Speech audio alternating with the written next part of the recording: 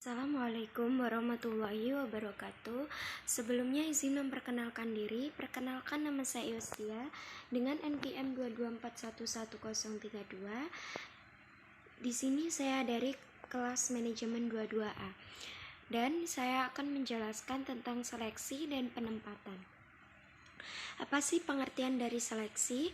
Seleksi merupakan suatu kegiatan SDM yang dilakukan perusahaan setelah kegiatan penarikan dan merupakan kelanjutan dari rekrutmen untuk memadukan antara pekerja dengan pekerja, yang dimana keputusan mengenai siapa yang akan menjadi pegawai atau karyawan baru dari suatu organisasi. Seleksi merupakan kegiatan lanjutan dari rekrutmen yang sudah dilakukan sebelumnya. Artinya, hasil rekrutmen yang dilakukan perusahaan kemudian dipilih untuk menentukan mana yang layak atau memenuhi kualifikasi yang diharapkan atau memenuhi persyaratan yang telah ditetapkan.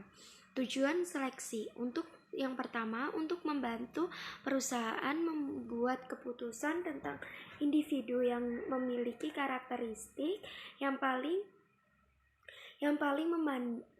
memadu dengan atau memenuhi persyaratan jabatan atau pekerjaan yang dibutuhkan.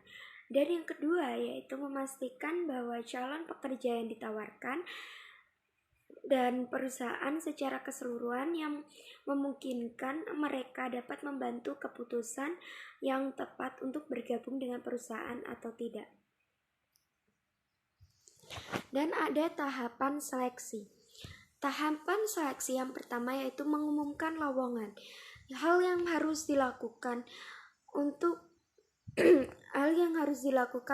mengumumkan lowongan yaitu tentang adanya lowongan tersebut. Biasanya pengaturan proses seleksi dilakukan oleh bagian SDM di perusahaan. Dan yang kedua yaitu meninjau data pelamar dan melakukan screening awal, yaitu dengan meninjau data-data kandidat yang terdapat pada cover letter, CV, portofolio maupun resume. Di tahapan ini, perusahaan akan melakukan eliminasi pada kandidat yang tidak memenuhi kriteria. Dan yang ketiga yaitu melakukan wawancara. Pengumuman metode wawancara dilakukan agar kemampuan pada calon kandidat bisa digali lebih jauh. Salah satunya yaitu kemampuan berkomunikasi. Dan yang keempat yaitu melakukan seleksi akhir. Pada tahap ini biasanya SDM perusahaan akan memilih dua teratas. Pilihan kedua itu akan menjadi cadangan bila terpilihnya pilihan pertama tidak bisa menyelesaikan tahap seleksi, baik karena mundur atau alasan lainnya. Dan ada jenis seleksi karyawan. Yang pertama yaitu jenis tes kognitif. Tes kognitif merupakan cara untuk mengukur kemampuan kognitif seseorang. Kognitif sendiri adalah aktivitas mental yang berhubungan dengan persepsi, pikiran, memori, dan pengolahan informasi. Biasanya tes kognitif terdiri dari ujian kemampuan verbal, spesial, dan numerik. Dan yang kedua yaitu jenis tes kepribadian. Tes kepribadian atau personality test merupakan cara untuk memperoleh representasi mengenai kepribadian seseorang, meliputi karakter, sifat, hingga sisi emosional calon karyawan. Dan ada jenis tes psikomotorik. Tes psikomotorik berkaitan dengan pengukuran keterampilan, kekuatan fisik, dan ketangkasan calon karyawan dalam bekerja. Dan yang keempat yaitu tes wawancara. Tes wawancara adalah jenis tes yang paling umum dilakukan dalam proses seleksi. Pada proses ini, penguji akan menggali informasi lebih dalam secara langsung pada calon karyawan. Dan ada pengertian penempatan. Pengertian penempatan adalah suatu rekomendasi atau keputusan untuk mendistribusikan para calon pegawai pada pekerja yang berbeda-beda berdasarkan suatu dugaan tentang kemungkinan dari calon untuk berhasil pada setiap pekerjaan yang berbeda. Dan penempatan kerja dapat mempengaruhi kinerja karyawan karena merupakan faktor penting yang dapat menghasilkan pendayagunaan sumber daya manusia yang optimal bagi perusahaan sehingga dapat tercapainya tujuan perusahaan tersebut. Dan ada prinsip penempatan. Prinsip yang pertama yaitu prinsip kemanusiaan. Prinsip yang menganggap manusia sebagai unsur pekerja yang mempunyai persamaan harga diri, kemauan, keinginan, cita-cita, dan kemampuan harus dihargai posisinya sebagai manusia yang layak, tidak dianggap mesin. Prinsip demokrasi.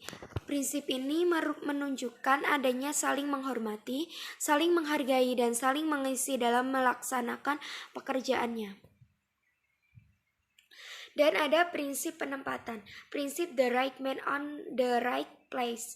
Prinsip ini penting dilaksanakan dalam arti bahwa penempatan setiap orang dalam setiap organisasi, yang berarti bahwa penempatan setiap orang dalam organisasi perlu didasarkan pada kemampuan, keahlian, pengakalan, serta pendidikan yang dimiliki oleh orang yang bersangkutan. Dan yang kedua yaitu prinsip equal pay for equal work.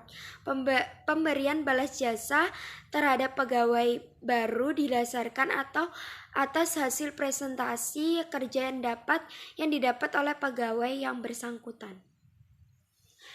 Dan yang ketiga yaitu prinsip kesatuan arah.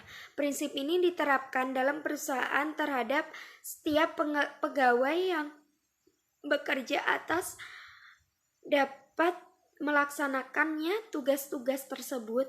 Dibutuhkannya kesatuan arah, kesatuan pelaksanaan tugas, sejalan dengan program dan rencana yang digariskan.